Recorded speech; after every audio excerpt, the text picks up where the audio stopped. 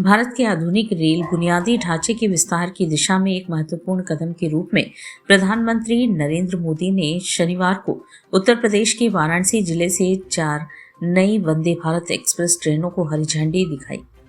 इस अवसर पर उपस्थित लोगों को संबोधित करते हुए श्री मोदी ने सभी गणमान्य व्यक्तियों का स्वागत किया और बाबा विश्वनाथ की पावन नगरी वाराणसी के सभी परिवारों को उन्होंने अपनी हार्दिक शुभकामनाएं दी। श्री मोदी ने इस बात पर प्रकाश डाला कि जिन भी देशों ने महत्वपूर्ण प्रगति और विकास हासिल किया है, वहां बुनियादी ढांचे की उन्नति ने महत्वपूर्ण भूमिका निभाई है। उन्होंने कहा कि भारत भी इस मार्ग पर तेजी से आगे बढ़ रहा है। इस संदर्भ में प्रधानमंत्री ने देश के विभिन्न क्षेत्रों में नई वंदे भारत रेलगाड़ियां शुरू करने की घोषणा की है। बनारस खजुराहो वंदे भारत के अलावा उन्होंने फिरोजपुर दिल्ली वंदे भारत, लखनऊ सहारनपुर वंदे भारत और एर्नाकुलम बेंगलुरु वंदे भारत को भी हरी झंडी दिखाई।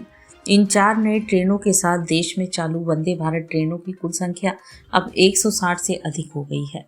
प्रधानमंत्री ने इन ट्रेनों के शुभारंभ पर वाराणसी और देश के सभी नागरिकों को बधाई दी। प्रधानमंत्री ने इस बात पर जोर देते हुए कहा कि यह भारतीय रेलवे को बदलने का एक व्यापक अभियान है। वंदे भारत, नमो भारत और अमृत भारत जैसी ट्रेनें भारतीय रेलवे की अगली पीढ़ी की नींव रख रही है। उन्होंने वंदे भारत को भारतीयों द्वारा भारतीयों के लिए और भारतीयों की बनाई गई ट्रेन बताया, जो हर भारतीय को गर्व से भर देती है। उन्होंने कहा कि विदेशी यात्री भी वंदे भारत को देखकर चकित रह जाते हैं।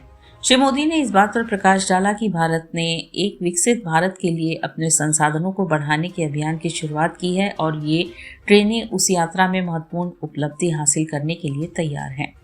भारत में तीर्थ यात्रा के अक्सर अनदेखे आर्थिक पहलू पर प्रकाश डालते हुए प्रधानमंत्री ने कहा कि पिछले 11 वर्षों में उत्तर प्रदेश में विकासात्मक पहलों ने तीर्थ यात्रा को एक नए स्तर पर पहुंचाया है। पिछले वर्ष ही 11 करोड़ श्रद्धालु बाबा विश्वनाथ के दर्शन के लिए वाराणसी आए थे। अयोध्या में राम मंदिर निर्माण के बाद से 6 करोड़ से ज्यादा लोग रामलला के दर्शन कर चुके हैं। श्री मोदी ने कहा कि इन तीर्थ यात्रियों ने उत्तर प्रदेश की अर्थव्यवस्था में हजारों करोड़ रुपए का योगदान दिया। उन्होंने कहा कि इस आमद ने राज्य भर के होटलों, व्यापारियों, परिवहन कंपनियों, स्थानीय कलाकारों और नाव संचालकों को निरंतर आय के अवसर प्रदान किए हैं। परिणाम स्वरूप वाराणसी में सैकड़ों युवा अब परिवहन सेवाओं से लेकर बनारसी साड़ी के व्यवसाय तक नए उद्यम शुरू कर रहे हैं। उन्होंने जोर देकर कहा कि इस विकास ने उत्तर प्रदेश और वाराणसी में समृद्धि के द्वार खोले हैं।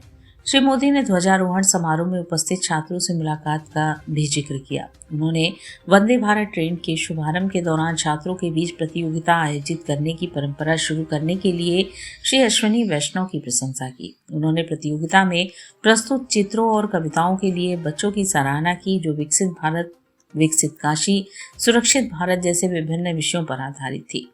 उन्होंने उनके माता पिता और शिक्षकों द्वारा दिए गए समर्थन, मार्गदर्शन और प्रोत्साहन के लिए उनकी भी सराहना की।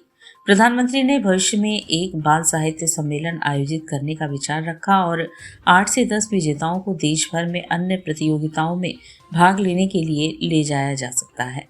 उन्होंने वाराणसी से सांसद होने पर गर्व व्यक्त किया, जहां इतने प्रतिभाशाली बच्चे हैं, और उन्हें बधाई दी।